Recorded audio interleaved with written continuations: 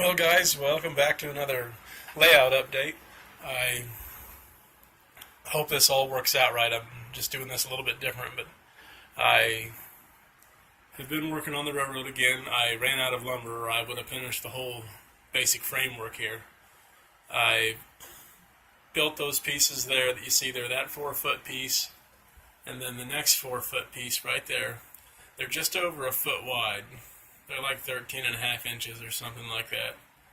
And then I had miscalculated somehow from my drawings to this, but you can see the rectangle of this piece right here it's 2 foot by 4 foot down to here. And I intended for the 1 foot piece just to go straight into that, but when I measured it all, after I built the 2 4-foot pieces to make that 8-foot long thin section there, I was off. So I kind of custom built this piece to fit. It's all one piece. It has the 2 foot by 4 foot section in it, but then it's got this extra piece built in, which I figure won't hurt anything. It'll leave room for some other kind of industry or something down here. I plan to kind of have some kind of little hillside there. Not much, just kind of where it would look normal for both sides, like just a little tiny hill to be against the edge of a town on this side, like a larger town, and then be just against coming where the train comes through. If you're looking from this way, you kind of just see cropland, and it'll probably go over a bridge down there, about right straight through where the water bottle is now. You can see on here where I originally had planned for the piece to be 1 foot wide over in here, 1 foot wide, and then I changed my mind, wanted it 2 foot wide, so I added that piece in, and I think that it'll all work out. I've got to change some things on my ACTRR software where I was kind of doing some designs. I was pretty lost over there anyway on this bigger area where the yard's going to be. I don't know what I'm doing there officially yet. I kind of had this down a little better on the ACTRR to make those big curves through there. And of course that's what you're looking at right here is this piece down through there. I don't really know if you can, sorry I'm moving so fast. I know sometimes it's hard to watch a video that moves a lot. There'll be another piece that goes down there to where the edge of that seam in the carpet is, and it'll be 2 foot wide and probably widen back out like this one, because the piece that lifts out is only going to be 3 foot wide right there, and it's going to meet up, and there'll be a Y at the edge of that piece. The big piece against the wall will have a Y. That way I can turn things around without having to have a reversing loop or anything. I think I can figure out how to put one in pretty easy, and I'm just going to make it look like part of the yard that's going to be over here on this big section. A yard and downtown kind of looking buildings against a backdrop. I'm going to do something out of the ordinary too. I don't usually do this a lot, and I'm sure most of you guys that peruse the internet, and don't be offended if I leave you out, because there's plenty of others that I've watched on here and I love. But I'm just going to start with a few of them. Mike Fifer with Fifer Hobby Supply. He makes great videos, and his railroad's phenomenal. It's what gave me the inspiration to get back into the N-scale stuff when I was in the Navy.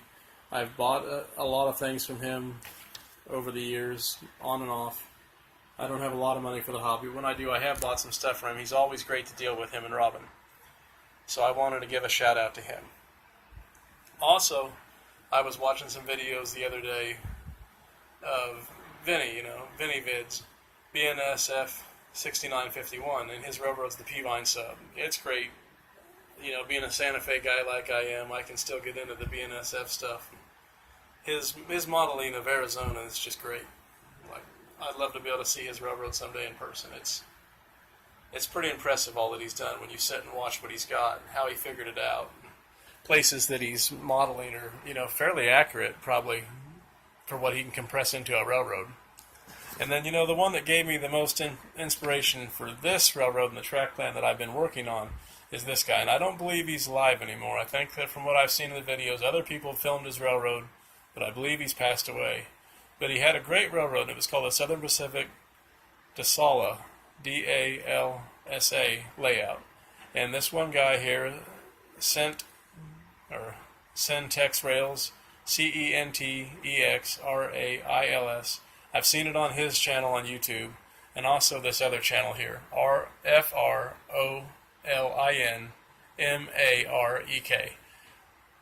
I've seen both of those guys with videos of it. There's about 5 or 6 videos of different shots of this. They only show one portion. I get the idea that it's a lot bigger, but the portion they show where it goes down over a bridge and comes into a little town and then goes around a curve and down alongside another elevator and then back along a small yard area, it's what gave the inspiration for this piece of my railroad you're looking at here. And I mentioned it in the last video of this framework. Another one that I found yesterday is this Erie Railroad Mahoning Division. It's an N-scale railroad, and this is the guy's YouTube channel, SCHMUCK 804, and it's a little layout. I think he only has the one video of it, but it's a good little video, and the detail is phenomenal in it. How he built this railroad, and it just looks great. The track, the ballast, everything, just like these other guys' railroads, is got lots of detail, lots of attention to detail in it, and it's a great railroad. You guys should give it a check out here on YouTube, because it's what's inspiring me. These guys' railroads right here, you know. I know I'm leaving out some others. There's Derek Glass out there. You can look up some other railroads. You start looking at these guys, other stuff's going to pop up that's going to help you out in your search for ideas and what you're wanting to get when you get into this and start working on a railroad. You know, like that little sketch there of a track plan of what I think I want for my town. That's from the Southern Pacific Railroad. And just watching and pausing and rewinding and drawing and like just getting ideas down of what looks good and what you like. It's helped me a lot, because if you just lay things down flat against the table and they have no angles to them and everything's looking like it just came out of a box, you're going to get that. You're not going to be happy with it. You got to really get in here and just try things. Draw them out. Get computer software. Put them down on there. You'll be happy with your results. And one of these days, I'm going to have a great railroad here. I've got to work on getting it all to break back apart in these pieces and get some holes drilled through it for wiring before I get too much more going. I plan to have it be pretty flat. And I'm going to raise it up about 2 inches above what you see here, so that way I can drop it down to the deck here, maybe 3 inches, I don't know, but I can drop it down to the deck for riverbeds or sunken in sections like this Erie Railroad. This guy has a coal dock on there, and it only drops down underneath the road and around that coal dock and in some rivers, but it is great. There isn't much incline, I don't believe, on it, but it just gives the illusion of the train moving through some nice terrain. There's rocky outcroppings, and that coal dock, you've got to see that coal dock on there. It's amazing. Most of these guys will respond back to you if you ask them a question or have something you want to know. It's a good community to be involved in, and there's great things going on here, and I just wanted to say how inspiring all you guys are to me. So I know I'm rambling. Thanks for watching.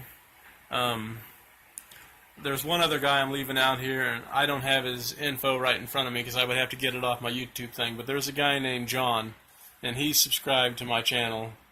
I don't know if you can... There's videos of mine where he's commented on there. You guys need to find him and look him up too. He has an amazing railroad that he's building, and it's huge. It's very nice, and it's worth the watch too. I'll try to get his name looked up off my thing. I don't want to butcher his last name by saying it. I know it starts with a T, but if I try saying it, I'm just going to butcher it, and I don't want to do that to the guy. He's commented on my stuff, and he's great to have on here too. All you guys are. So keep up the great videos and know that we watch you, and I want you all to have a good day.